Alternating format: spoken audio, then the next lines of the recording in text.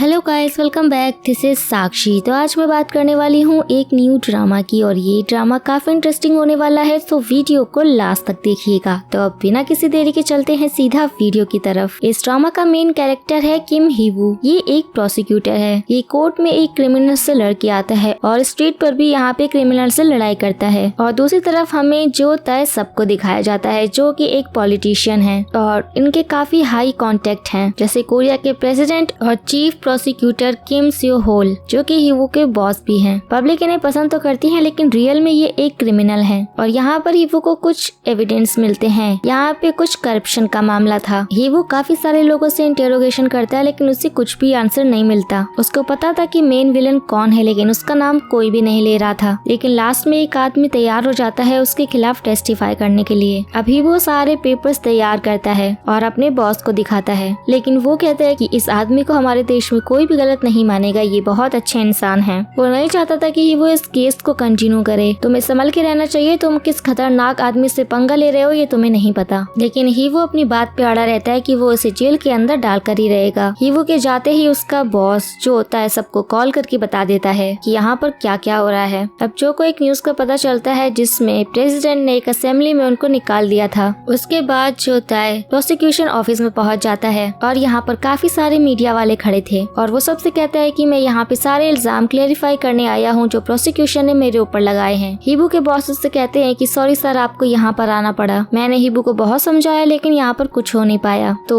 जुताई कहता है कि कोई बात नहीं, कभी न कभी तो मुझे इन सब चीजों का सामना करना ही था। उसके बाद हीबू अपनी इंटेरोगेशन स्टार्ट करता है और यहाँ पर ये दोनों एक दूसरे को काफी नीचा दिखा रहे थे। हीबू को यहाँ पर पूरा भरोसा था कि वो जेल जाएगा, क्योंकि उसके खिलाफ हीबू के पास बहुत सारे सबूत थे। लेकिन यहाँ पर जुताई को पता था कि किसने उसके खिलाफ गवाही देने की जरूरत की थी और इस टाइम वो आदमी एक ऊंची बिल्डिंग पे लटका हुआ था। हीवू जब उस बिल्डिंग पर पहुंचता है तो देखता है कि वो वहाँ पर नहीं था। तभी यहाँ पर एक और आदमी आता है और वो कहता है कि जिसे तुम ढूंढ रहे हो वो तो एक सेफ प्लेस पर है। तो जैसे ही हीवू उसके पास जाने लगता है, उसके सामने दो फीमेल्स आ जाती हैं और यहाँ पर अब हीवू अपनी फाइटिंग शुरू करता है। वो उन दोनों से लड़ाई करके ऊपर पहुँचता है और हिटमैन से कहता है कि तुम्हें लग रहा होगा ना कि मैं यहाँ तक कैसे पहुँच गया। उसके बाद अब ये दोनों भी फाइटिंग करना स्टार्ट हो जाते हैं और यहाँ पे बहुत ही भयंकर वाली फाइटिंग चलती है। वो हीवू पर काफी भारी पड़ रहा था। अब वो हीवू को गला दबाकर उसे मार देता है और उसे बिल्डिंग के टेरेस पर से नीचे फेंक देता है। हीवू की बॉडी बिल्डिंग से नीचे जा रही थी, तभी एक तेज रोशनी चमकती है और हम देखते हैं कि हीवू टेरेस पर जिंदा खड़ा था। जो एक आदमी भी हीवू के सामने खड़ा था और जब वो अपने चारों तरफ देखता है तो सब कुछ रुका हुआ था, मानो किसी ने टाइम को स्टॉप कर दिया हो। तभी यहाँ पर एक फीमेल आती है जिसने रेड ड्रेस पहनी थी और वो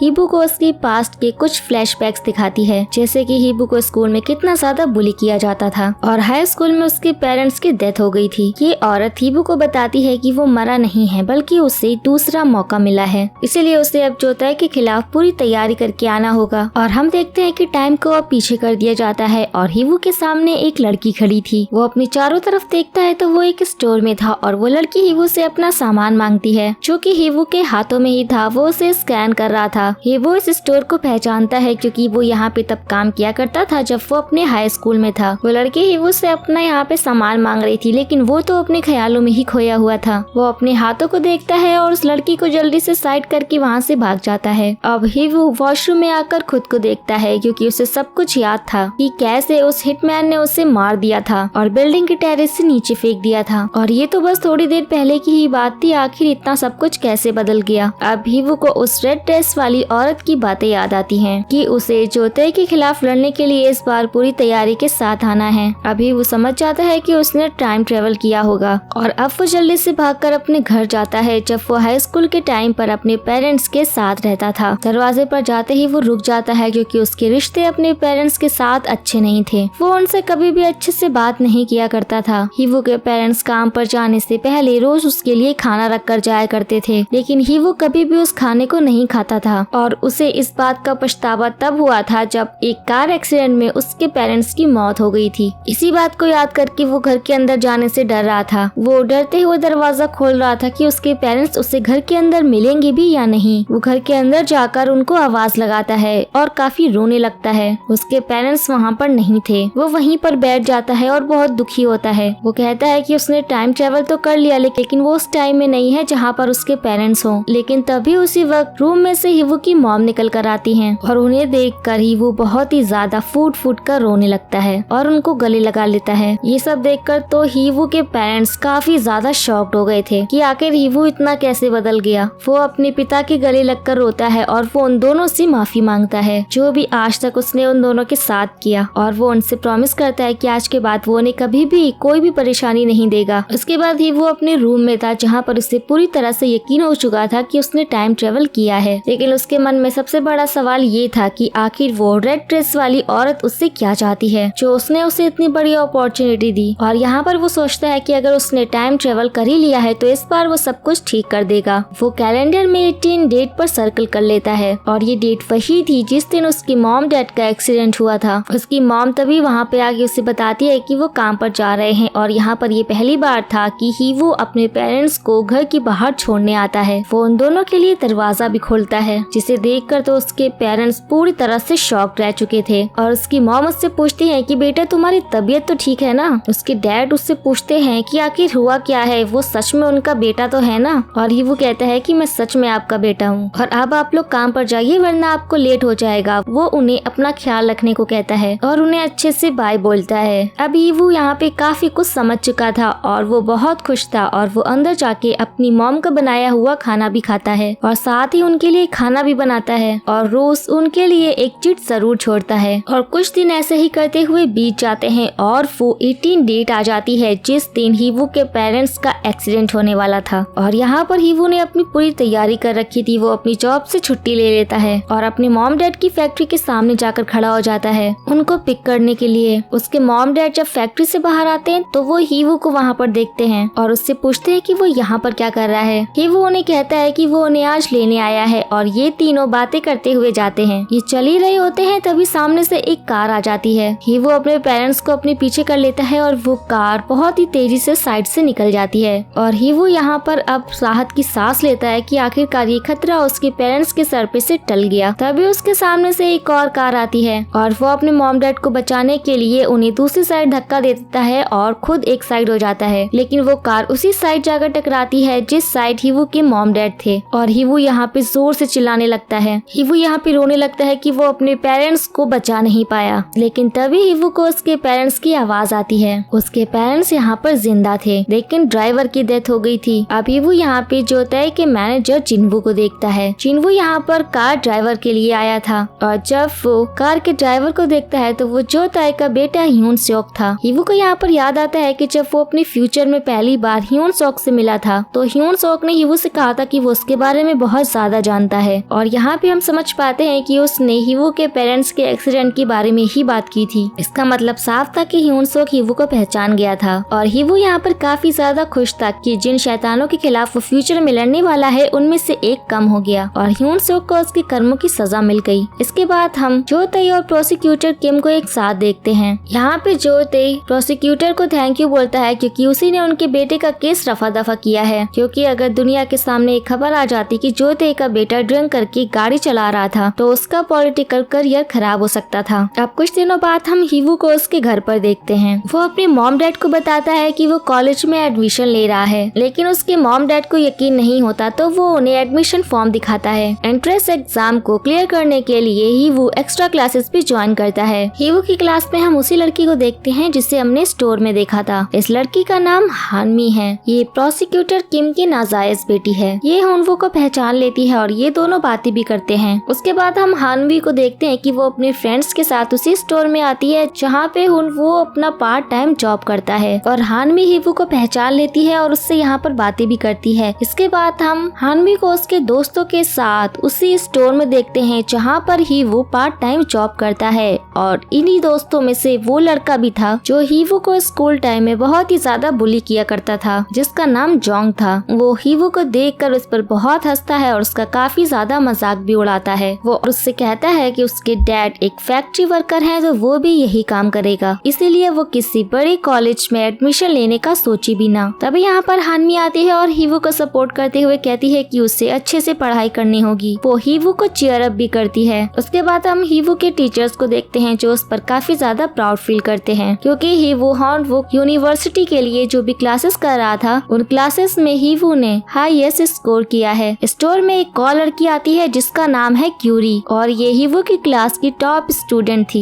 वो हीवू से नाराज थी और वो उससे अच्छे से बात भी नहीं करती, क्योंकि क्यूरी को लग रहा था हीवू ने टेस्ट में चीटिंग की है। उसके जाने के बाद यहाँ पे कुछ लड़के आते हैं और ये हीवू से झगड़ा करते हैं और उसे फाइट करने के लिए चैलेंज भी करते हैं। हीवू भी उसका चैलेंज एक्सेप्ट कर लेता है और वो लड़ाई करने के लिए बाद में एक पार्क में मिलते हैं और हीवू इन लड़कों की अच्छी से धुलाई करता है। फिर हम 3 महीने बाद का सीन देखते हैं जहाँ पर हीवू अपनी क्लास में जाता है। क्लास में एंटर करते टाइम उसे क्यूरी मिलती है, लेकिन वो उससे नाराज थी और जब वो अपनी क्लास में था तो फिर अचानक से लाइट चली जाती है और फिर हीवू को याद आता है कि आज ही के दिन क्यूरी की मौत हो गई थी और वो जल्दी से उस जगह पर जाता है जहाँ पे क्यूरी की डेड बॉडी मिली थी। वो वहाँ जाके क्यूरी को ढूंढता है और उसे वहाँ पर उसका अम्ब्रेला मिलता है और वहीं पर उसे क्यूरी भी बेहोश मिलती है। क्यूरी की जब आंखें खुलती हैं तो वो हॉस्पिटल में थी। वो काफी सारी पिल्स लिया करती थी कि उसे नींद ना आए और वो ज्यादा से ज्यादा पढ़ाई कर सके। वो ये सब इसीलिए करती थी ताकि वो अपने पेरेंट्स को खुश रख सके, क्योंकि वो एक अडॉप्टेड चाइल्ड थी। ये वो उसे समझाता है कि वो ऐसे अपने पेरेंट्स को खुश नहीं करेगी बल्कि उन्हें और भी ज्यादा परेशान करेगी। ये वो काफी खुश था कि उसने क्यूरी के फ्यूचर को बचा लिया। फिर हम हीवू को देखते हैं जो कि टॉयलेट साफ करने के लिए जाता है और वहाँ पे वो जोंग और उसके फ्रेंड्स की बातें सुनता है जो हानमी को ड्रग्स देकर उसे बेहोश करके उसके साथ कुछ गलत करने वाले थे और इन लड़कों में वो भी शामिल थे जिनकी हीवू ने अच्छी वाली धुलाई की थी। और अब हीवू उसी क्लब में पहुँच जाता है जहाँ की ये लोग बात कर रहे थे। यहाँ पे ये लड़के हानमी को बेहोश कर देते हैं और उसकी फोटोज क्लिक करते रहते हैं। हीवू यहाँ पर पहुँच जाता है और दरवाजा बंद करके उन्हें काफी पीटता है और हानमी को यहाँ से लेकर वो चला जाता है। और जब हानमी को होश आता है तो वो अपने सामने हीवू को देखती है। वो उससे पूछती है कि वो यहाँ पे क्या कर रहा है। हीवू उसे उस लड़के का मोबाइल देता है जिसमें हानमी की वो सारी तस्वीरें थी और अब वो पुलिस में उस लड़के के खिलाफ कंप्लेन करती है, लेकिन उस लड़के के पिता ही पुलिस में थे और वो हानमी पे ही इल्जाम लगा देता है। लेकिन तभी यहाँ पर वही प्रोसिक्यूटर आ जाता है और वो उस लड़के को उसके पिता के सामने ही थप्पड़ मारता है और वो कुछ नहीं कहता, क्योंकि हानमी तो प्रोसिक्यूटर किम की ही बेटी थी। हीवू को यहाँ पे पता चल जाता है कि वो हानमी के डैड हैं। उसके बाद हानमी हीवू को थैंक यू बोलती है और वो उसे ट्रीट देना चाहती थी। नेक्स्ट सीन में हम क्यूरी को देखते हैं जो कि स्टोर में हीवू के लिए नोट लेकर आती है और वो उसकी जान बचाने के लिए उससे थैंक यू भी बोलती है। अब हीवू अपने टीचर से मिलता है और वो उन्हें बताता है कि उसे पार्ट टाइम जॉब करनी है ताकि वो अपनी क्लास की फीस पे कर सके। टीचर उसे अपने भाई कांग मिन से मिलवाती है जो कि एक लॉ फॉर्म चलाता है और उसे हीवू बहुत ही ज्यादा पसंद आता है, इसीलिए कांग मिन हीवू को जॉब दे देता है। और अब हीवू बहुत ही मेहनत से अपना काम करता है क्योंकि उसे तो फ्यूचर का अच्छा एक्सपीरियंस था ही और इसीलिए वो कांग मिन की बहुत ही ज्यादा हेल्प करता है। कांग मिन भी हीवू से बहुत ज्यादा खुश था और वो उसे अब सैलरी के साथ बोनस भी देता है। हीवू पढ़ाई में भी बहुत ज्यादा मेहनत करता है और क्यूरी से भी उसकी बहुत अच्छी फ्रेंडशिप हो जाती है और उन दोनों को एक साथ देखकर अब हानमी को बहुत ही ज्यादा जेलसी फील होती है क्योंकि वो तो हीवू को लाइक करने लगी थी। अब कुछ दिन बाद इंटरनेक्स एग्जाम होता है। क्यूरी क्लास में नहीं थी। क्लास स्टार्ट होती है और प्रोफेसर के सारे क्वेश्चन के आंसर हीवू ही देता है। क्लास के सारे बच्चे हैरान थे और प्रोफेसर हीवू से बहुत ज्यादा इम्प्रेस थे। क्लास खत्म होने के बाद क्लास के 2 लड़की वान और मिन हीवू से जबरदस्ती फ्रेंडशिप करते हैं। यूनिवर्सिटी से घर जाते टाइम रास्ते में हीवू और मिन की मुलाकात ही ए से होती है। हीवू उसे देखकर ही सोचता रहता है कि उसने उसे कहाँ पर देखा है, लेकिन उसे कुछ याद नहीं आता। वो भी उन दोनों को ज्वाइन करती है और ये लोग बातें करते करते जाते हैं। शाम को उन लोगों की एक फ्रेशर पार्टी होती है। उस पार्टी में उसे चोई कांग चिंग मिलता है। हीवू को चोई कांग हिंची के बारे में भी याद आता है जो कि पहले लॉयर था और बाद में पॉलिटिक्स में चला गया। वो यहाँ पे अपनी तारीफ खुद कर रहा था, तभी यहाँ पे मिन्सू आ जाता है और उसे अपनी खुद की तारीफ करने को मना करता है। शायद वो दोनों एक दूसरे को पहले से जानते होंगे। हीवू ली मिन्सू के बारे में सोचकर ही कहता है कि पास्ट लाइफ में उसने कभी भी ली मिन्सू से इंटरेक्शन नहीं किया। शायद मेरा पास्ट चेंज हो गया इसीलिए ऐसा हुआ। तब इस स्टेज पे चायून आता है जिससे हीवू पहचानता है और इसने पिछली लाइफ में उसे जोताई हब के खिलाफ इन्वेस्टिगेशन करने को मना कर दिया था और उसे काफी बुरा भला कहा था। वो उस पार्टी से बोर के बाहर आ जाता है और उसके पीछे पीछे मिन्सू भी आ जाता है। ये दोनों एक जगह पे जाके काफी ड्रिंक करते हैं। हीवू सोचता है कि आखिर मिन्सू का क्या पार्ट हो सकता है मेरे फ्यूचर चेंज होने में। तभी यहाँ पर वही लड़की उन्हें दिखाई जाती है। ही हाँ, ये उसी होटल में पार्ट टाइम जॉब कर रही थी। उसकी लड़ाई एक लड़के से हो जाती है क्योंकि वो उससे बदतमीजी कर रहा था। ये सब देख के हीवू पुलिस को कॉल करता है, लेकिन मिन्सू कहता है हमें उससे हेल्प करनी चाहिए। वो लड़का उस पे हाथ उठाने वाला था, तभी यहाँ पे हीवू आ जाता है। वो उसकी पिटाई करने लगता है। पुलिस आके उस लड़की को ले जाती है। अब हिया भी इन लोगों को ज्वाइन कर लेती है। ये लोग साथ में थे और हीवू उसे ही देखे जा रहा था क्योंकि वो वो बार बार यही सोच रहा था कि उसने उसे कहाँ पर देखा है। यह भी नोटिस करती है कि हीवू उसे काफी घूर रहा है। अब जब हीवू यहाँ से घर वापस जा रहा था तो उसे लगता है कि कोई उसका पीछा कर रहा है। वो जैसे जैसे अपनी कदम बढ़ा रहा था कोई उसका पीछा कर रहा था, और जब वो पीछे मुड़ता है तो वो देखता है कि उसके पीछे वही इंसान खड़ा है जिसने उसे टेरेस से नीचे गिराया था। इन दोनों में यहाँ पे फाइट स्टार्ट हो जाती है। हीवू अपने आप को बचाने लगता है क्योंकि वो उस पे हावी हो रहा था। वो हीवू को बहुत मारता है और उसे वैसे ही नीचे फेंकता है जैसे उसने लास्ट टाइम फेंका था। यहाँ पे तेज रोशनी होती है, गाड़ी के आने से उसकी आंखें खुल जाती हैं और हम यहाँ समझ पाते हैं कि ये एक सपना था। इसके बाद हम सुबह देखते हैं कि हीवू रनिंग करते करते उसी जगह पहुँच जाता है जहाँ पे उसने बॉक्सिंग सीखी थी, और वो वहाँ के मास्टर के पास जाकर उसे बॉक्सिंग सिखाने के लिए कहता है क्योंकि वो खुद को और भी बेहतर बनाना चाहता था। नेक्स्ट सीन में हम क्यूरी को और हीवू को साथ में देखते हैं। क्यूरी कॉलेज नहीं आती थी इसलिए उसने उसे मिलने बुलाया था। क्यूरी उसे कहती है कि शायद अब मैं कॉलेज नहीं आऊंगी, मेरे पिता का बिजनेस में बहुत लॉस हो गया है, हमने हमारा घर भी ऑक्शन के लिए दिया है और मेरे डैड को पैरालिसिस का अटैक आया था। हीवू उससे कहता है कि तुम्हें तो पूरी स्कॉलरशिप मिलती है ना। क्यूरी कहती है कि स्कॉलरशिप तो मिलती है लेकिन घर का क्या, वो कैसे चलाएंगे। तभी उसके पास कॉल आता है कि उसके डैड हॉस्पिटल में गिर गए थे और वो वहाँ से चली जाती है। नेक्स्ट डे हीवू पहुँच जाता है जहाँ पे ऑक्शन थी वहाँ देखने। हीवू के सामने से एक ओल्ड मैन गुजरते हैं जो कि ऑक्शन में घर खरीदने आए थे। उन्होंने इस ऑक्शन में बहुत सारे घर खरीद लिए थे। ये देखकर हीवू को बहुत हैरानी होती है। वो सोच रहा था कि इन्होंने आखिर ये सब घर क्यों खरीदे होंगे और उसे क्यूरी की हेल्प भी करनी थी। वो सोचता है कि अगर मैं भी ये सब काम शुरू कर दूं तो मुझे भी कुछ प्रॉफिट मिल सकता है। हीवू सोचता है कि आखिर कुछ तो बात है उस एरिया में, तभी उन्होंने इतने सारे घर जो खरीदे, और वो अब खुद ही उनके पास जाने का सोचता है। वो उनके पास जाकर बताता है कि वो लॉयर की पढ़ाई कर रहा है। वो पूछते हैं कि मैं आखिर क्या हेल्प कर सकता हूँ तुम्हारी। वो उन्हें अपनी बातें बताता है कि उससे प्रॉफिट कमाना है और कैसे उसने वो सारे अपार्टमेंट्स देखे जो उन्होंने खरीदे थे, लेकिन वो हीवू को कुछ भी बताने से मना करते हैं। लेकिन वो उनसे हिंट मांगता है और वो उससे मैप देखने के लिए कहते हैं। घर पे आके वो मैप देखता है और नेक्स्ट डे वो उन्हीं से मिलने जाता है और कहता है कि अब मुझे सब समझ आ गया है कि ये रीडेवलपमेंट का प्लान है फ्यूचर में, और ये ओल्ड मैन मुस्कुराते हैं। वो उनसे सबको सिखाने के लिए कहता है लेकिन वो मना कर देते हैं कि उन्हें कोई इंटरेस्ट नहीं है उसे सिखाने में। लेकिन हीवू फिर भी उनके साथ रह के उन्हें ऑब्जर्व करने के लिए कहता है। लेकिन वो कहते हैं कि रियल एस्टेट में इन्वेस्टमेंट करने से तुम ग्रीडी बन जाओगे, और अगर तुम ग्रीडी बन जाओगे तो तुम खुद को खो दोगे। और अब तभी हीवू को उस रेड ड्रेस वाली औरत की बात याद आती है कि उसने कहा था अगर तुम्हें डेविल को पकड़ना है तो तुम्हें उससे बड़ा डेविल बनना पड़ेगा। हीवू यहाँ पे कुछ भी करके कैसे भी करके उस ओल्ड मैन को मना ही लेता है, और वो हीवू से कहते हैं कि जो खरीदे हुए घर में जो लोग रह रहे हैं उसे उन्हें घर से निकलने की नोटिस देनी होगी। और हीवू को उन घर में रहने वाले लोगों की हालत देख के उस औरत से क्या कहूँ ये समझ नहीं आ रहा था। उसे सिर्फ आधा घंटा मिला था और यहाँ पर वो ओल्ड मैन आ भी जाता है। अब वो लोग डिनर के लिए साथ में जाते हैं और वो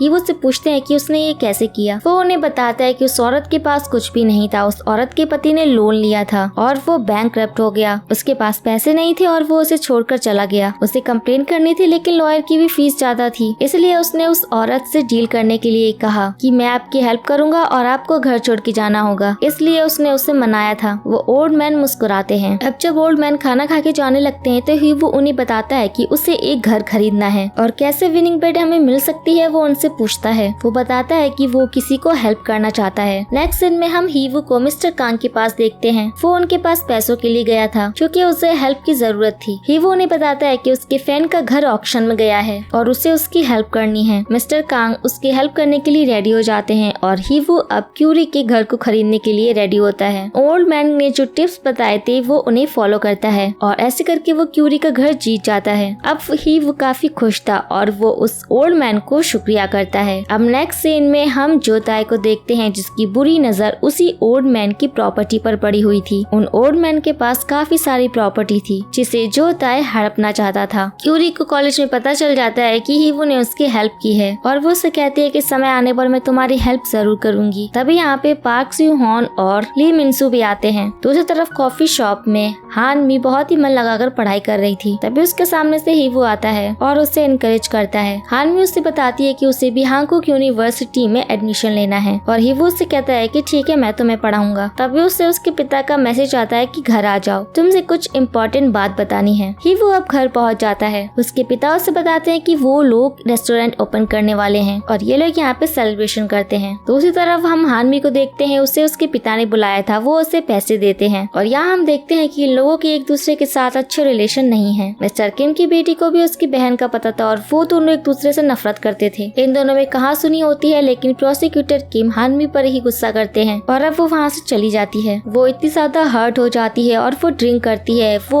हीवू को कॉल करके बुलाती है और वो यहाँ पे उसके साथ अपने सारे दुख दर्द शेयर करती है। हीवू तो पुलिस स्टेशन में ही देखकर सब कुछ समझ गया था कि हावी प्रोसिक्यूटर की बेटी है। अब लाइब्रेरी में हीवू क्यूरी को पढ़ा रहा था। यहाँ पर मिन्सो आता है और उन्हें बहुत डिस्टर्ब करता है। हीवू का दूसरा दोस्त आकर उन्हें बताता है कि प्रोसिक्यूटर चोई कांग जिंग उससे मिलना चाहते हैं। प्रोसिक्यूटर कांग जिंग और हीवू एक जगह आ जाते हैं और यहाँ पे एक दूसरा प्रोसिक्यूटर आता है। ये लोग हीवू को बताते हैं कि वो उससे एक सीक्रेट लॉ क्लब में लेना चाहते हैं। ये लोग सब मिनिस्टर या फिर हाई प्रोफाइल लोगों के लिए इलीगल काम करते हैं और इनकी सैलरी बहुत ज्यादा हाई होती है। हीवू थोड़ी देर सोचकर बोलता है कि ठीक है, मैं ज्वाइन होना चाहता हूँ। और अब फिर वो लोग अपना सीक्रेट शेयर करते हैं कि उन लोगों को मिस्टर पार्क से न्यू काम मिला है। मिस्टर बो योंग सो के पास 300 मिलियन से भी ज्यादा प्रॉपर्टी है और वही प्रॉपर्टीज हमें उनको देनी पड़ेगी। हीवू यहाँ पे हैरान होकर उनकी बातें सुन रहा था। अब बोंग योंग सो यानी कि वही ओल्ड मैन अकेले बैठकर ड्रिंक कर रहे थे। हीवू उन्हें कॉल करके मिलने बुलाता है। हीवू उन्हें यहाँ पे सब कुछ बताता है कि प्रोसिक्यूटर आप पर इस तरीके से केस करने वाले हैं और इससे आप बैंकरप्ट हो जाओगे। इससे पहले ही आप अपनी सारी प्रॉपर्टी बेच दो। पहले तो वो नहीं मानते, लेकिन बाद में वो मान जाते हैं और वो हीवू से कहते हैं कि तुम बहुत अच्छे हो, पहले तुमने अपने फ्रेंड की मदद की और अब तुम मेरी मदद कर रहे हो। अब हीवू घर जाते हुए सोचता है कि उसकी प्रीवियस लाइफ में चो ताई हब ने ऐसे ही लोगों की जमीनें हड़प ली थी और वो बहुत ज्यादा पावरफुल हो गया था और बहुत सारे लोगों ने सुसाइड कर लिया था और बो योंग सुंग भी उनमें से एक थे। और अब बो योंग सुंग अपना सब कुछ बेच देते हैं, अपना सारा पैसा दूसरे बैंक में शिफ्ट करवा देते हैं। और अब फिर न्यूज आती है कि डीएम मनी के केस में बैंक फंस गया है और यहाँ पे बो योंग सुंग बच जाते हैं। अब मिस्टर पार्क बहुत ज्यादा गुस्से में आ गए थे और अपने लोगों को मारने लगते हैं। चो ताई सबसे जाकर माफी मांगते हैं और वो उन्हें माफ भी कर देता है और वो अब कहता है कि बो योंग सो अपने लक की वजह से बच गया या फिर कुछ और बात है। हम देखते हैं कि उनके पास वाले ऑफिस में एक लड़की थी, उसका फेस नहीं दिखाया जाता, इसका नाम था हान। अब बो योंग सो और हीवू एक साथ बैठकर ड्रिंक कर रहे थे। आज उनका बर्थडे था। हीवू उन्हें विश करता है और अब वो हीवू को अपना पासबुक देते हैं और कहते हैं कि ये पैसे आज से तुम्हारे हैं, तुमने इन्हें बचाया है, इसलिए मैं ये तुम्हें दे रहा हूँ और तुम अब इन पैसों से और भी ज्यादा पैसे बनाना। और पैसा अपना काम कर सकता है अगर वो सही हाथों में आए तब। और वो उसे रियल एस्टेट के बारे में बहुत सारे टिप्स देते हैं। तुम सक्सेसफुल जरूर बनो, लेकिन अपने आप को हमेशा पहचानना। और हम देखते हैं कि अब यूनिवर्सिटी में चो ताई हब आने वाला था लेक्चर देने के लिए। हिया बोलती है कि मुझे चो ताई सब बिल्कुल पसंद नहीं, मैं नहीं जाऊंगी। तो हीवू और क्यूरी चले जाते हैं और मिन्सू और हिया जाते हैं ड्रिंक करने के लिए। अब चो ताई सब स्टेज पर आता है और उसके साथ आती है मिस हान। मिस हान कोई और नहीं बल्कि वही रेड ड्रेस वाली लेडी थी जिसने हीवू को बचाया था। उसने बोला था कि अगर तुम ठीक तरीके से चो ताई सब के करीब जाओगे तो मुझसे मिल पाओगे। हीवू और मिस हान अब एक दूसरे को देख रहे थे। चो ताई यहाँ पे लेक्चर दे रहा था कि तुम लोगों की फीस में हाफ करवा दूंगा और तुम्हारी जो भी ड्रीम्स है उन्हें मैं पूरा करूंगा। और सभी लोग यहाँ पे उनके फैन थे, उनके ऑटोग्राफ लिए जा रहे थे। हीवू आके हान को बताता है कि जो मैंने आपसे प्रॉमिस किया था उसे मैं जरूर पूरा करूंगा। हान बोलती है कि हाँ तुम्हें वही करना है जिसलिए तुम यहाँ पर आए हो। अब जी होन यहाँ पर शो तांग को बताती है कि आपको ऑर्फनेज जाना है और वो ऑर्फनेज जाकर अब बच्चों से मिलते हैं और सबको दिखाते हैं कि वो कितने अच्छे हैं। और हीवू टीवी पर ये लाइव टेलीकास्ट देख रहा था। वो ये सोच रहा था कि आखिर वो लेडी उनकी ग्रुप की ही है, ऐसा कैसे हो सकता है, ये आखिरकार चल क्या रहा है। हिया और मिन्सू यहाँ पे ड्रिंक कर रहे थे और वो उससे पूछ रही थी कि हीवू आखिर उस लेक्चर में क्यों गया। मुझे वो आदमी बिल्कुल पसंद नहीं है, वो बोलता कुछ और है और करता कुछ और है और हीवू भी कुछ कम चालाक नहीं है। और फिर यहाँ पे हीवू आता है। ये दोनों काफी ज्यादा ड्रंक हो गए थे।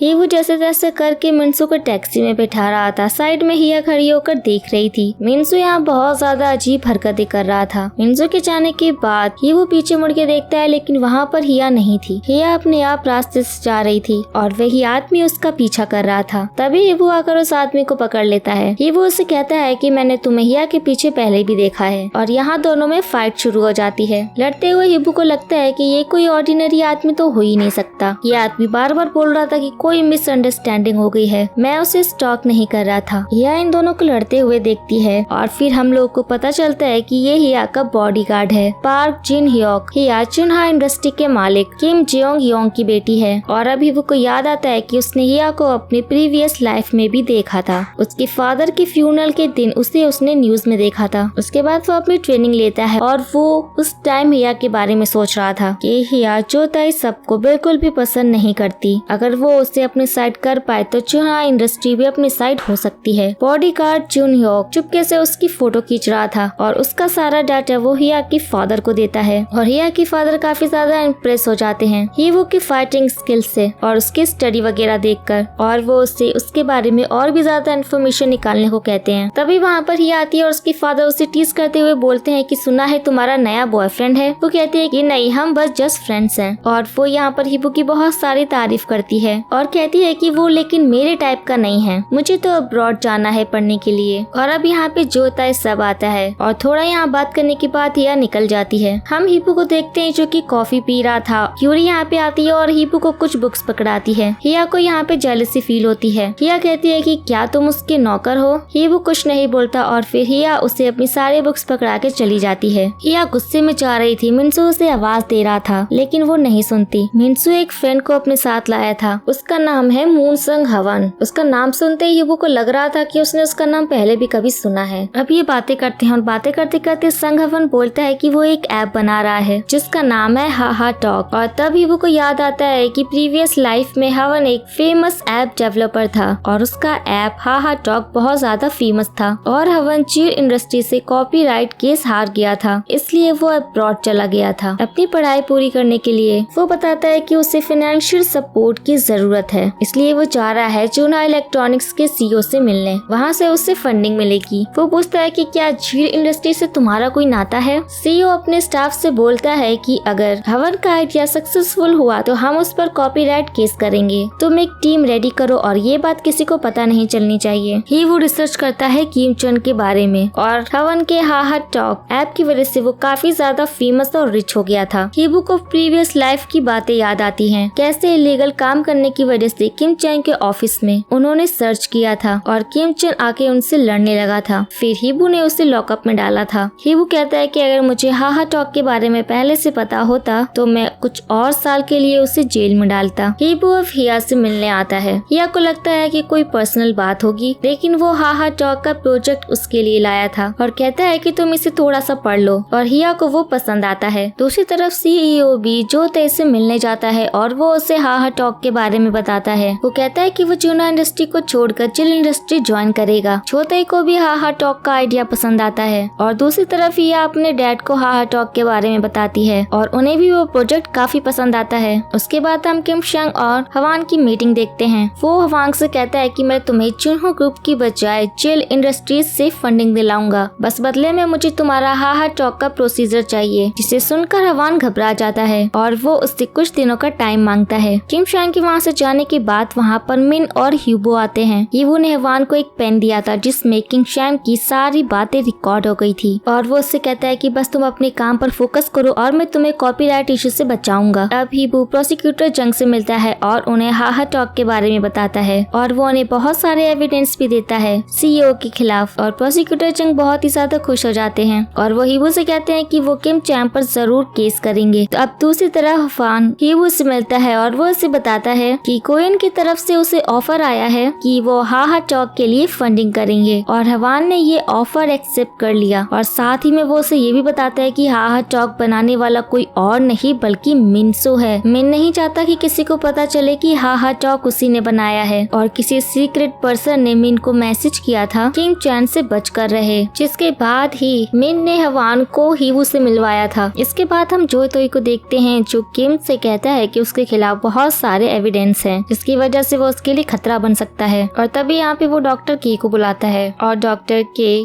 किम चैन को बिल्डिंग से नीचे फेंक देता है और यहाँ न्यूज में दिखाते हैं कि किम चैन ने सुसाइड कर लिया, लेकिन हीवू पहले से ही जानता था कि इन सब के पीछे जो तोई का हाथ है और वो अब उस पर्सन को भी ढूंढ लेता है जिसने मिन को सीक्रेटली मैसेज किया था और वो पर्सन कोई और नहीं बल्कि जे ह्यून थी। अब कंपनी के कुछ वर्कर्स प्रोटेस्ट कर रहे थे। जो तई अब उनके लीडर्स से मिलता है और वो उन्हें भरोसा दिलाता है कि वो सब कुछ ठीक कर देंगे अगर वो ये प्रोटेस्ट रोक देते हैं तो। और अब टीवी में न्यूज आने लगती है कि जो तई ने ये प्रोटेस्ट रुकवा दिया। अब इसे देखकर ही वो सोचता है कि ये सब तो प्रीवियस लाइफ से बहुत ही ज्यादा अलग है और वो साथ में एक और न्यूज देखता है कि एक आदमी ने अपने ही दोस्त का खून कर दिया, वो भी पैसों के लिए। अब यहाँ पे हम उसके फेस से समझ पाते हैं कि शायद वो इस केस के बारे में कुछ अच्छे से जानता है। और हम देखते हैं कि पुलिस उस आदमी को अरेस्ट करके ले जा रही है और वो चिल्ला चिल्ला के यही बोलता जा रहा है कि उसने कोई भी खून नहीं किया। और इन्हीं सब के बीच में हम एक लेडी को देखते हैं जो कि ये सब देखकर बहुत ज्यादा खुश हो रही थी। अब हीवू जाकर उस मर्डर केस में फंसे आदमी के बेटे से मिलता है। उसका नाम पाक था और हीवू उससे कहता है कि मैं तुम्हारे फादर को जस्टिस जरूर दिलाऊंगा और बदले में तुम्हें रेगुलर स्कूल जाना होगा। फिर हमें पता चलता है कि हीवू जब प्रोसिक्यूटर बना था तो ये हीवू का पहला केस था और इस केस को जस्टिस मिलने में 10 साल लग गए थे और पाक ने अपनी पढ़ाई छोड़ के ये 10 साल अपने पिता को जस्टिस दिलाने में लगा दिए थे। अब हीवू प्रोसिक्यूटर जंग से मिलता है इस केस के सिलसिले में और वो प्रोसिक्यूटर जंग से कहता है कि ये केस जितना सीधा दिखता है उतना है नहीं। आप विक्टिम की वाइफ के बॉयफ्रेंड से बात करिए, क्या पता उसकी वाइफ ने ही मर्डर किया हो। अब प्रोसिक्यूटर जंग विक्टिम के वाइफ के बॉयफ्रेंड से पूछताछ करते हैं और उसका बॉयफ्रेंड ये मान लेता है कि उसकी वाइफ ने ही उसका खून किया है, लेकिन विक्टिम की वाइफ से पूछताछ करने पर वो ये कबूल नहीं करती कि उसने ही ये खून किया है। पर जब उसके सामने उसके बॉयफ्रेंड को लाया जाता है तब वो आखिरकार बाद में मान ही लेती है कि उसी ने ये खून किया है और सारा इल्जाम उस आदमी पर डाल दिया। प्रोसिक्यूटर जंग की तारीफ करते हैं कि उसने तो इस केस को बहुत ही अच्छे से हैंडल किया। अब हार्मी और पाक दोनों का ही एग्जाम होता है, दोनों ही अपना एग्जाम अच्छे से देते हैं और बहुत ही अच्छे से वो पास हो जाते हैं और हम देखते हैं कि काफी सारे कॉलेज ने इन दोनों को एक्सेप्ट किया था। अब हीवू को घर जाने पर पता चलता है कि उसके लिए मिलिट्री ज्वाइनिंग का लेटर आया है। हीवू अपने फ्रेंड्स क्यूरी और मिन को बताता है कि वो मिलिट्री ज्वाइन कर रहा है। दूसरी तरफ हीवू के मॉम डैड काफी ज्यादा अपसेट थे क्योंकि वो मिलिट्री ज्वाइन कर रहा था। अब हीवू अपने पेरेंट्स को बाय बोलकर घर से निकलता है और बाहर आने पर उसे ही ये मिलती है और वो उससे पूछती है कि उसने उसे क्यों नहीं बताया कि वो मिलिट्री ज्वाइन कर रहा है। मुझे ये सब मिन से पता चला। तो हीवू कहता है कि तुमने भी तो कौन सा मुझे बताया, मुझे भी तो मिन से पता चला कि तुम अब्रॉड जा रही हो। ये दोनों थोड़ी दूर तक एक साथ चलते हैं और ही हीवू का हाथ पकड़ती है और उससे कहती है कि मेरे डैड के बाद तुम ही वो इंसान हो जिसका मैंने हाथ पकड़ा है। और ये दोनों अब एक दूसरे को बाय बोलकर अपने अलग अलग रास्ते पर चले जाते हैं। अब सीन शिफ्ट होता है 7 साल बाद का, जहाँ पर हम देखते हैं कि हीवू अब प्रोसिक्यूटर बन चुका है। उसने बहुत ही करप्टेड एरिया में पोस्टिंग ली है। यहाँ के चीफ प्रोसिक्यूटर थे जोंग और वो उन्हें बोला करता था कि आपने पास में काफी अच्छे काम किए हैं, आप सियोल चलिए, ये जगह आपके लिए नहीं है। लेकिन वो हमेशा की तरह हीवू को मना कर देते हैं और ऑफिस में हम देखते हैं कोई भी अच्छे से काम नहीं करता, हीवू जबरदस्ती सबसे काम करवाता है। हीवू अब बोंगसोंग से मिलने जाता है और यहाँ पे पार्क भी होता है। वो बोंगसोंग के साथ ही रहता था। हीवू ने ही उसे यहाँ पर इनके पास छोड़ा था ताकि वो उसे ट्रेन कर सके और वो बोयोनसो का बहुत ख्याल रखता था। फिर हम देखते हैं कि एक हिडन प्लेस में गैम्बलिंग हो रही थी, वहाँ पे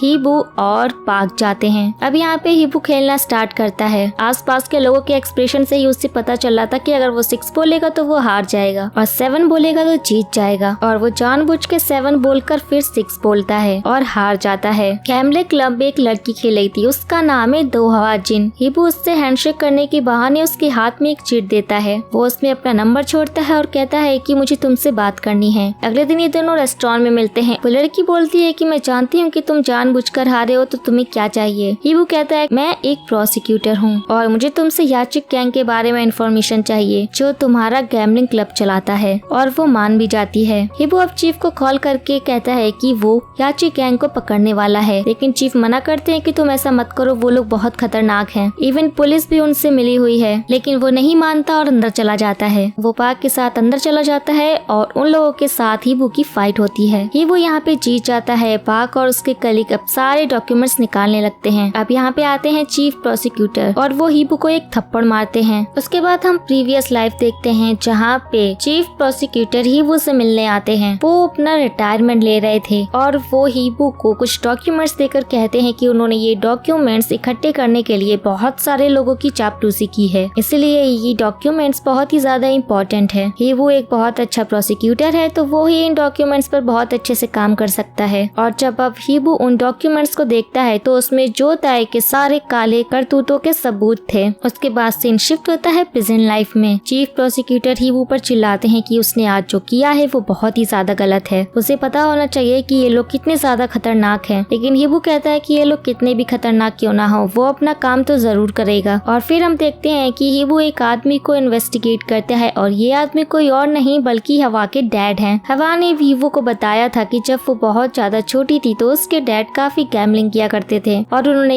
याची गैंग से बहुत सारा कर्ज लिया था जिसे वो चुका नहीं पाए थे और इसलिए उसके डैड ने उसे याची गैंग को बेच दिया था। वो हिबू से रोते हुए कहती है कि उसके डैड बहुत ही अच्छे कुक थे और वो उनके हाथों का खाना खाना चाहती है। हिबू हवा के डैड से कहता है कि मैंने सुना है कि आप बहुत ही अच्छा खाना बनाते हैं, मैं आपको यहाँ से जाने दूंगा अगर आप फिर से खाना बनाएंगे और पहले की तरह अपना एक रेस्टोरेंट खोलेंगे और अपनी बेटी के साथ खुशी खुशी रहेंगे। ये सब चीफ प्रोसिक्यूटर जंग देख रहे थे और वो हिबू पर बहुत ही ज्यादा प्राउड फील करते हैं। हिबू पार्क को एक डॉक्यूमेंट देकर कहता है कि तुम्हें सियोल जाकर ये हानमी को देना होगा, वो समझ जाएगी कि ये मैंने भिजवाया है। इसके बाद हम याची गैंग के सभी मेंबर्स को लॉकअप में देखते हैं। हिबू उन्हें जगाता है और उनसे कहता है कि वो एक एक करके सभी को इन्वेस्टिगेट करेगा। अब हिबू उन सभी मेंबर्स से एक एक करके इन्वेस्टिगेशन करने लगता है। हवा ने हिबू को बताया था कि क्लब में से लड़कियां अचानक से गायब हो जाती हैं, तो हिबू उनसे यहाँ पूछता है कि वो लड़कियों के साथ क्या करते हैं और उसे यहाँ पता चलता है कि वो लड़कियों को ड्रग देकर ब्रॉथल में बेच देते हैं और हिबू को ये सुनकर उस पर बहुत ज्यादा गुस्सा आता है और यहाँ पर वो उसे पीट देता है। अब हिबू याची गैंग के बॉस को इन्वेस्टिगेट करता है और यहाँ पे वो हिबू को बहुत ज्यादा एटीट्यूड दिखा रहा था। अब हिबू को यहाँ गुस्सा तो था ही, वो कैमरा ऑफ करके उसका सारा एटीट्यूड यही निकाल देता है। अब हिबू को चीफ प्रोसिक्यूटर बुलाते हैं। वो जैसे ही उनके ऑफिस में जाता है वहाँ पे काफी बड़े लोग बैठे थे। वो सभी लोग हिबू को धमकी देने लगते हैं कि अगर उसने ये सब कुछ नहीं रोका तो वो उसका ट्रांसफर ऐसी जगह कर देंगे जहाँ पे उसके लिए बहुत ही मुसीबतें खड़ी होंगी। जिस पर हिबू उन सभी को टीवी ऑन करके दिखाता है जहाँ पर ब्रेकिंग न्यूज चल रही थी उसी क्लब के बारे में। जो भी उस क्लब में होता था हिबू ने वो सब कुछ हिडन कैमरा से रिकॉर्ड कर लिया और उसने पार्क के जरिए वही डॉक्यूमेंट्स हानमी को भिजवाए थे। हिबू उन सबसे कहता है कि मेरे पास अभी भी हिडन कैमरा है, अगर आप चाहो तो मैं उन सबको अभी भी पोस्ट कर सकता हूँ। जिसे सुनकर इन सभी नेताओं की नेतागिरी निकल जाती है और ये लोग सब यहाँ से अपनी गाड़ी में बैठकर निकल जाते हैं। अब हिबू 7 साल बाद ही से मिलने जाता है। ये दोनों एक दूसरे से इतने टाइम बाद मिलकर काफी ज्यादा खुश थे।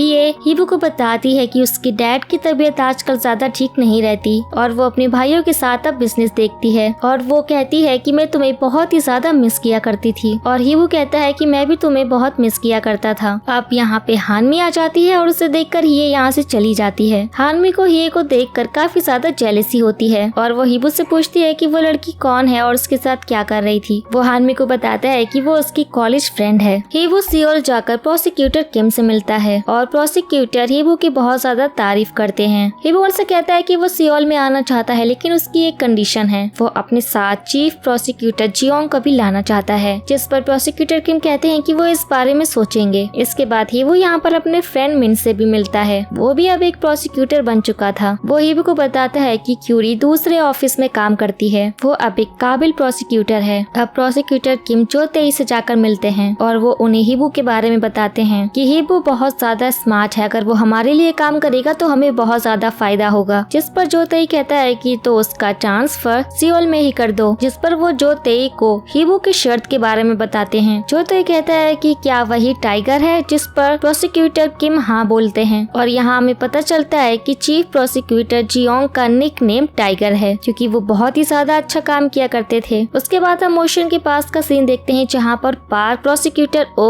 और हिबू अपना वेश बदल कर काम कर रहे थे और यहाँ हम प्रोसिक्यूटर जंग और चोई को भी देखते हैं जो अपने लोगों के साथ छुप कर उन पर नजर रख रहे थे। पार्क यहाँ पे ड्रग्स ढूंढने की कोशिश कर रहा था बट उसे नहीं मिल रहे थे। याची गैंग अब यहाँ पर आती है और उनसे सारा काम जल्दी ही करने को कहती है। अब पार्क और प्रोसिक्यूटर ओ एक दूसरे से टकरा जाते हैं जिससे उनके हाथ से सारा सामान नीचे गिर जाता है और प्रोसिक्यूटर वो देखते हैं कि फिश के पेट में कुछ है, जिसे निकाल कर वो देखते हैं तो उसमें कुछ और नहीं बल्कि ड्रग्स थे। जिस पर वो हिबू को ड्रग्स दिखाते हैं और हिबू अपना फेस मास्क हटाता है, जिसे देख कर याची गैंग कहते हैं अरे यार अब फिर से हम लॉकअप में नहीं जाना चाहते। और अब प्रोसिक्यूटर जंग भी अपनी टीम के साथ यहाँ आ जाते हैं और ये सब प्रोसिक्यूटर किम सीसीटीवी में देख रहे थे। अब जो तेई प्रोसिक्यूटर किम को जनरल प्रोसिक्यूटर बना देता है, जिसके बाद प्रोसिक्यूटर किम जो तेई की काफी ज्यादा चापलूसी करता है। अब टाइगर यानी कि चीफ प्रोसिक्यूटर और हिबू का ट्रांसफर सियोल में हो जाता है। हिबू और टाइगर का ट्रांसफर अब सियोल में हो गया था। अब प्रोसिक्यूटर किम हिबू से कहते हैं कि उसे टाइगर पे नजर रखनी होगी और टाइगर की सारी इन्फॉर्मेशन तुम्हें मुझे देनी होगी। लेकिन यहाँ हिबू सोच रहा था कि प्रोसिक्यूटर किम जो खुद की बेटी पर ही ट्रस्ट नहीं करते, वो मुझ पर इतनी आसानी से ट्रस्ट कैसे कर रहे हैं। अब हिबू अपना बहुत ज्यादा दिमाग लगाता है और उसे यहाँ समझ आ जाता है कि इस ट्रस्ट के पीछे आखिर क्या वजह है। हिबू अब टाइगर को बताता है कि हमारे हमारे ऑफिस में एक हिडन माइक लगा है जिसके जरिए प्रोसिक्यूटर किम हमारी सारी बातें सुन सकते हैं। तो अब हम ऑफिस में वही बातें करेंगे जो हमें प्रोसिक्यूटर किम को सुनानी है। अब हम देखते हैं कि टाइगर हिबू और उनकी टीम सिर्फ पुराने केसों को ही डिस्कस कर रही थी और ये सारी बातें प्रोसिक्यूटर किम सुन रहे थे। अब हिबू प्रोसिक्यूटर किम के पास जाकर वही सारी बातें बताता है जो किम ने अपने कानों से सुनी थी। हिबू अब प्रोसिक्यूटर जंग के कहने पर एक प्राइवेट पार्टी में जाता है जहाँ पर सभी बड़े बिजनेसमैन और पॉलिटिशियंस आए हुए थे। हिबू नोटिस करता है कि किसी ने भी खाना अभी तक स्टार्ट नहीं किया और वो अब देखता है कि यहाँ पर जोतेई आता है। अब हिबू ये भी नोटिस करता है कि जोतेई जानबूझकर 30 मिनट लेट आया है ताकि वो सबके सामने अपनी पावर का शो ऑफ कर सके। अब जोतेई हिबू से एक प्राइवेट जगह पर मिलता है और हिबू उसे अपनी बातों से काफी इम्प्रेस कर लेता है। इसके बाद जोतेई प्रोसिक्यूटर किम से हिबू की बहुत ही ज्यादा तारीफ करता है। इसके बाद प्रोसिक्यूटर किम हिबू को टाइगर की टीम से हटाकर प्रोसिक्यूटर जंग की टीम में शिफ्ट कर देते हैं। प्रोसिक्यूटर जंग और प्रोसिक्यूटर चोई हिबू को अपने साथ एक आलीशान पार्टी में लेकर जाते हैं। हिबू यहाँ पर एक लेडी को देखता है जिसका नाम जिन्मी था। अब उसे याद आता है कि प्रीवियस लाइफ में उसने जिन्मी को अरेस्ट किया था क्योंकि उसने बहुत सारे गैर कानूनी काम किए थे। अब यहाँ पे हिबू प्रोसिक्यूटर जंग और जिन्मी की नजदीकियां देखकर समझ जाता है कि ये दोनों एक दूसरे को डेट कर रहे हैं। अब जोतोई को पता चलता है कि मेरी मोटर्स में बहुत बड़ा इश्यू हो गया है। इसके बाद वो पता करता है कि मेरी मोटर्स का केस किस प्रोसिक्यूटर के पास गया है। इसके बाद वो इस केस को प्रोसिक्यूटर जंग के पास शिफ्ट करवा देता है। प्रोसिक्यूटर जंग बिना इन्वेस्टिगेशन करे ही एक लड़के को उसी की गर्लफ्रेंड की मर्डर केस में अरेस्ट कर लेते हैं। वो हिबू को बताते हैं कि उन्हें इस लड़की की जिंदगी से कोई मतलब नहीं है, बल्कि वो चाहते हैं कि ये केस ज्यादा ऊपर उठे जिसकी वजह से मेरी मोटर्स का इशू दब जाए। हिबू समझ जाता है कि प्रोसिक्यूटर जंग कैसे हैं और वो ये कसम खाता है कि वो इन्हें एक अच्छा सबक जरूर सिखा के रहेगा। अब हिबू प्रोसिक्यूटर जंग और जिन्मी की फोटोज लीक करवा देता है, लेकिन प्रोसिक्यूटर जंग को तो इन फोटोज के लीक होने से कोई भी फर्क नहीं पड़ता। वो खुद पर प्राउड फील कर रहा था कि वो एक सेलिब्रिटी को डेट कर रहा है। और इसके बाद तो प्रोसिक्यूटर जंग और जिन्मी अब खुलकर मिलने लगे थे। उन्हें कोई भी फर्क नहीं पड़ रहा था कि लोग उन्हें देख रहे हैं। अब हिबू उस लड़के से मिलता है जिसे प्रोसिक्यूटर जंग ने उसकी गर्लफ्रेंड की मर्डर केस में उसे अरेस्ट किया था और वो उससे सारी बातें पूछता है कि मर्डर वाले दिन आखिर क्या क्या हुआ। उसके बाद ही वो लॉयर कांग के पास जाता है और उन्हें ये केस लड़ने को कहता है और वो भी हिबू पर ट्रस्ट करके ये केस लड़ने के लिए मान जाते हैं। उसके बाद हम कोर्ट रूम का सीन देखते हैं जहाँ पर प्रोसिक्यूटर जंग और लॉयर कांग दोनों ही अपनी दलीलें पेश कर रहे थे और हमें यहाँ पे केस प्रोसिक्यूटर जंग के फेवर में जाता दिख रहा था। तभी यहाँ पे यूरी की एंट्री होती है रियल कल्प्रिट के साथ। अब हम फ्लैशबैक में देखते हैं कि हिबू ने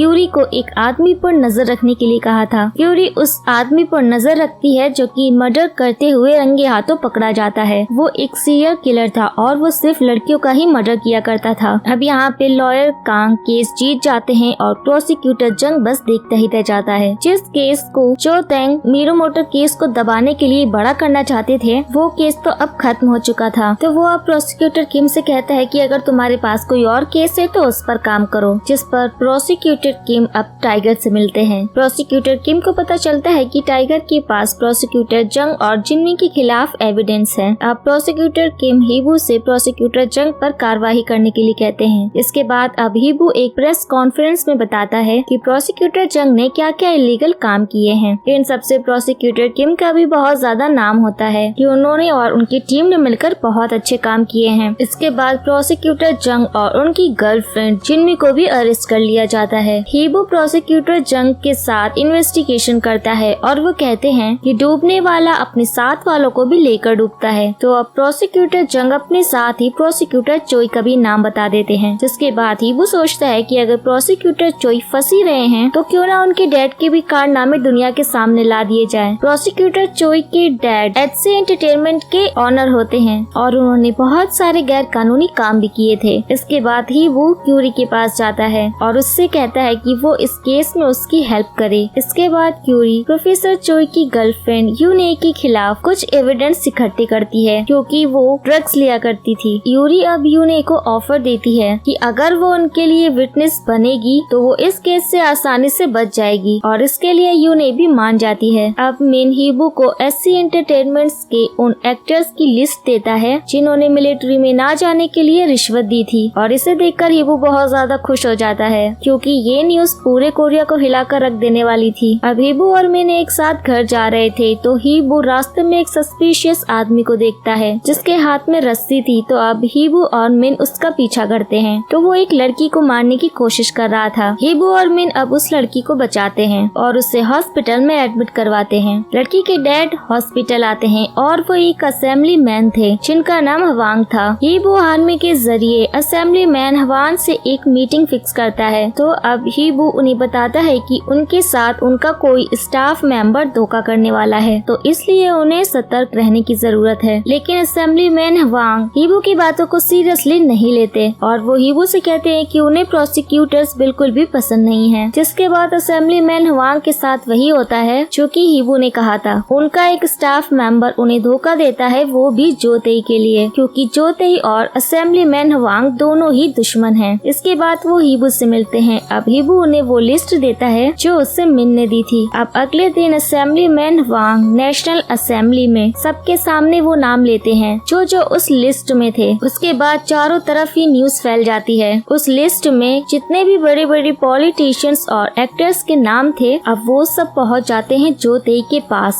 और जाकर उसके पैरों में गिर जाते हैं कि वो उन्हें बचा ले। इस टाइम पर तो क्योंकि सिर्फ वही उन्हें बचा सकते थे। जोतेई अब यहाँ पे अपनी पावर्स का यूज करके उन सभी को बचा लेता है और उस लिस्ट में से सभी के नाम हटवा देता है। दूसरी तरफ प्रोसिक्यूटर चोई भी जोतेई से मिलता है और वो उसे भी उन्हें बचाने के लिए रिक्वेस्ट करता है, क्योंकि उसे पता था कि वो भी बहुत जल्दी अब फंसने वाला है। इसके बाद जोतेई उससे उसके डैड के सारे इलीगल कामों की इंफॉर्मेशन मांगता है और प्रोसिक्यूटर चोई खुद को बचाने के लिए सारी इंफॉर्मेशन दे भी देता है और अब प्रोसिक्यूटर चोई भी बच जाता है, क्योंकि जो इस केस की गवाह थी यानी कि चोई की गर्लफ्रेंड वो रातों रात ही गायब हो जाती है। अब प्रोसिक्यूटर किम हीबू को वो लिस्ट देते हैं जो उसने असेंबली मैन हवांग को दी थी और हीबू अब उसमें देखता है कि सभी नाम चेंज हो चुके थे। प्रोसिक्यूटर किम हीबू से कहते हैं कि जो नाम इस लिस्ट में है बस उन्हें ही सजा मिलनी चाहिए। जिसके बाद हीबू समझ जाता है कि इन सब के पीछे जोतेई का हाथ है और जो भी उसने मेहनत की है उन सब पर पानी फिर चुका है। जोतेई चुनहा ग्रुप के पीछे पड़ा था, उसे चुनहा ग्रुप चाहिए था, इसीलिए वो चुनहा ग्रुप के बड़े बेटे की एक वीडियो वायरल करवा देता है जिसमें वो एक लड़की के साथ था। वीडियो के वायरल होते ही चुनहा ग्रुप की बहुत ही ज्यादा बदनामी होती है। ये के डैड हॉस्पिटल में एडमिट हो जाते हैं। ये के डैड अब उससे कहते हैं कि उसे अब ऑफिस ज्वाइन करना होगा क्योंकि अब उसे ही कंपनी को संभालना होगा। अपने डैड की ये बात सुनकर ही के भाई को बहुत ही ज्यादा बुरा लगता है और वो मदद मांगने के लिए जाता है जोतेई के पास। फिर हम देखते हैं कि एक घर में आग लगी थी और एक छोटी बच्ची अपनी भाई के लिए रो रही थी क्योंकि उसका भाई बेहोश था। ये छोटी बच्ची कोई और नहीं जेयून होती है और उसका भाई कोई और नहीं बल्कि डॉक्टर के होता है। इसके बाद जोतेई ही के डैड से हॉस्पिटल में मिलने आता है और वो उन्हें उनकी पोजीशन से रिजाइन करने के लिए कहता है, लेकिन ये के डैड यहाँ पर मना कर देते हैं। अब जोतेई वही करता है जो उसे काफी पसंद है, वो हिये के डैड को हॉस्पिटल में ही मरवा देता है। सभी अब उनके फ्यूनल में आते हैं। हीबू अब हिये से कहता है कि वो उसकी पूरी हेल्प करेगा चुनहा ग्रुप के लिए। फ्यूनल में जोतेई भी आता है और उसे देखकर हिये को बहुत ज्यादा गुस्सा आता है। अब प्रोसिक्यूशन की बहुत ही ज्यादा बदनामी हो रही थी। प्रोसिक्यूटर किम हीबू और प्रोसिक्यूटर चोई से कहते हैं कि उनके पास क्या कोई ऐसा केस है जिससे प्रोसिक्यूशन की रेपुटेशन को बचाया जा सके। जिस पर हीबू कहता है हम बैंडो गैंग पर कार्रवाई कर सकते हैं। इसके लिए प्रोसिक्यूटर किम इनकार कर देते हैं क्योंकि बैंडो गैंग जोतेई से जुड़ा था। अब प्रोसिक्यूटर किम जोतेई से मिलने जाते हैं। वो जोतेई से उनका प्रमोशन करने के लिए कहते हैं, लेकिन जोतेई इसके लिए मना कर देता है। इसके बाद प्रोसिक्यूटर किम को लगता है कि जोतेई उन्हें धोखा देगा, इसीलिए वो अब हीबू से बैंडो गैंग पर कार्रवाई करने के लिए कहते हैं। हीबू अब अपनी टीम के साथ प्लानिंग कर रहा था कि किस तरीके से उन्हें बैंडो गैंग और प्रोसिक्यूटर किम को अब एक्सपोज करना है। अब वो जोतेई से मिलने जाता है और उसे बताता है कि प्रोसिक्यूटर किम ने उसे सीक्रेटली बैंडो गैंग पर कार्रवाई करने के लिए कहा है। अब जोतेई हीबू से पूछता है कि वो सब ये उसे क्यों बता रहा है और वो सीधे सीधे उससे ये कह देता है कि वो प्रोसिक्यूटर किम को खुद से नीचे लाना चाहता है। इसके बाद ही वो बैंडो गैंग की सारी इलीगल कामों की फाइल को पब्लिक करवा देता है। अब खुद को फंसता हुआ देखकर जोतेई हीबू से कहता है कि वो उसकी पूरी हेल्प करेगा प्रोसिक्यूटर किम को नीचे लाने में। इसके बाद हीबू जोतेई की सेक्रेटरी जेयून के साथ प्रोसिक्यूटर किम से जेल में मिलने जाता है। अब वो जेयून की हेल्प से प्रोसिक्यूटर किम का कन्फेशन रिकॉर्ड कर लेता है। जोतेई को शक होता है और वो जेयून से हीबू की पूरी इंफॉर्मेशन निकालने को कहते हैं। दूसरी तरफ हिये को पता चलता है कि जेके कंस्ट्रक्शन चुना ग्रुप के शेयर्स बहुत ही स्पीड में खरीद रही है। जिसके बाद वो हीबू के पास जाकर उसे ये बात बताती है। वो पार्क से मिलता है और वो उससे कहता है कि वो जेक्यू कंस्ट्रक्शन का उसे सीईओ बना देगा, लेकिन उसे जेक्यू कंस्ट्रक्शन के शेयर खरीदने होंगे। क्यूरी अब प्रोसिक्यूटर किम के बेटे किम योंग को प्रोसिक्यूटर जंग की कन्फेशन के आधार पर अरेस्ट कर लेती है। जेक्यू कंस्ट्रक्शन किम योंग का ही होता है। अपने बेटे के अरेस्ट होने की खबर पर प्रोसिक्यूटर किम बहुत ही ज्यादा बौखला जाता है। जो तेई भी उस कंस्ट्रक्शन से जुड़ा था, इसीलिए वो किम योंग को रिलीज करवाने के काम में जुट जाता है। क्यूरी के सीनियर्स अब उस पर प्रेशर डालते हैं कि वो किम योंग को रिलीज कर दे, लेकिन क्यूरी के पास ठोस सबूत थे, इसलिए वो अपने सीनियर्स की बात नहीं मानती। इसके बाद जो तेई इस केस के प्रोसिक्यूटर को मरवाने का ऑर्डर देता है। हीबू कहीं न कहीं ये बात जानता था कि जो तेई ऐसा कदम उठा सकता है, इसीलिए हीबू ने पहले ही पार्क और हियोन सेओक को क्यूरी की सेफ्टी के लिए उसके पीछे लगा दिया था। हियोन सेओक पहले याची गैंग के लिए काम किया करता था। हीबू की उसके साथ फाइट हुई थी और हीबू को उसकी फाइटिंग स्किल्स बहुत ही ज्यादा पसंद आई थी और इसके बाद हीबू ने उसे अपने साथ ही रख लिया। अब प्रोसिक्यूटर ग्रू को इन्फॉर्मेशन मिलती है कि जेक्यू कंस्ट्रक्शन के खिलाफ एक गवाह मिला है। इसके बाद वो गवाह से मिलने चाहते हैं। पार्क प्रोसिक्यूटर ग्रू का पीछा करता है। वो कॉल करके इस बारे में हीबू को बताता है। अब प्रोसिक्यूटर ग्रू वहाँ पर डॉक्टर के से मिलता है, जो कि प्रोसिक्यूटर ग्रू को जेक्यू कंस्ट्रक्शन का केस बंद करने के लिए कहता है, लेकिन प्रोसिक्यूटर ग्रू उसे मना कर देता है। जिसके बाद डॉक्टर के उसे बहुत ही ज्यादा मारता है। डॉक्टर के प्रोसिक्यूटर ग्रू को ड्रग्स का इंजेक्शन लगाने ही वाला था। तभी उस समय यहाँ पर हीबू पहुँच जाता है, जो कि मास्क लगाकर आया था ताकि डॉक्टर के उसे पहचान न सके, और वो अब डॉक्टर के को फाइट के लिए चैलेंज करता है। डॉक्टर के भी उसके चैलेंज को एक्सेप्ट करते हैं। अब इन दोनों के बीच यहाँ पे बहुत ही जबरदस्त फाइट होती है। पुलिस के यहाँ आ जाने के कारण डॉक्टर के को फाइट बीच में ही छोड़नी पड़ती है और वो यहाँ से भाग जाता है। अब प्रोसिक्यूटर को हॉस्पिटल में एडमिट करवाया जाता है। हीबू क्यूरी से केस को ड्रॉप करने के लिए कहता है। अब प्रोसिक्यूटर किम हीबू से असेंबलीमैन वांग के खिलाफ कोई भी केस बनाने के लिए कहते हैं, ताकि असेंबलीमैन वांग को उनकी पोजीशन से नीचे गिराया जा सके। तभी हम देखते हैं कि प्रोसिक्यूटर किम का प्रमोशन हो रहा था। उन्हें जनरल प्रोसिक्यूटर बनाने की सेरेमनी स्टार्ट की गई थी। दूसरी तरफ हम देखते हैं कि टाइगर एक प्रेस कॉन्फ्रेंस रखता है। फिर वो मीडिया के सामने प्रोसिक्यूटर किम के बेटे ने जितने भी इलीगल काम किए हैं उनके सबूत पेश करता है। प्रोसिक्यूटर किम शपथ लेने ही वाले थे कि असेंबलीमैन वांग सभी को उनके बेटे की न्यूज देते हैं, और प्रोसिक्यूटर किम के तो सारे अरमानों पर यहाँ पानी फिर जाता है। इसके बाद हम मिन सेओक को देखते हैं, जो तेई से मिलने जाता है, जो कि उसी की साइड हो जाता है। मिन सेओक हीबू से भी मिलता है और वो हीबू को सीधा सीधा बोल देता है कि मैं जो तेई की साइड हूँ और अब तुम्हारा साथ देने के बजाय मैं तुम्हारे खिलाफ हूँ। क्यूरी अब एक प्रेस कॉन्फ्रेंस रखती है जिसमें वो मीडिया को बताती है जेक्यू कंस्ट्रक्शन की आड़ में प्रोसिक्यूटर किम की वाइफ ने कितने इलीगल काम किए हैं, और अब खुद की फैमिली को बचाने के लिए प्रोसिक्यूटर किम जो तेई के पास जाते हैं। जो तेई उनकी कुछ मदद कर पाता है। इससे पहले ही टीवी में न्यूज आती है जहाँ पर हानमी सभी को बताती है कि प्रोसिक्यूटर किम उसके डैड हैं। अब हीबू को प्रोसिक्यूटर किम को अरेस्ट करने के ऑर्डर मिलते हैं और अब वो उन्हें अरेस्ट भी कर लेता है। जो तेई अब टाइगर को चीफ प्रोसिक्यूटर बनाना चाहता था, जिसके लिए जो तेई टाइगर से मिलता है और उनसे कहता है वो उन्हें चीफ प्रोसिक्यूटर बना देगा, लेकिन टाइगर जो तेई के इस ऑफर को एक्सेप्ट नहीं करता। टाइगर ये बात हीबू को भी बताता है। टाइगर के माइंड में तो बस जो तेई की बातें ही घूम रही थी। इसके बाद वो जो तेई के ऑफर को एक्सेप्ट कर लेता है। हीबू इस बात को लेकर बहुत ज्यादा दुखी था, लेकिन बाद में उसे पता चलता है कि टाइगर ने ये सब हीबू को जो तेई से बचाने के लिए ही किया है। DH मनी, जिससे जो तेई को सारी फंडिंग्स मिला करती थी, उस कंपनी का ओनर पहले एक क्रिमिनल हुआ करता था, इसलिए हीबू उससे अरेस्ट कर लेता है, जिससे जो तेई की सारी फंडिंग्स रुक जाती है। अब हीबू अपनी पोजीशन से रिजाइन कर देता है और असेंबलीमैन वांग की पार्टी की तरफ से जो तेई के खिलाफ इलेक्शन में खड़ा होता है। मेन अब जो तेई को हीबू के खिलाफ सबूत देता है कि हीबू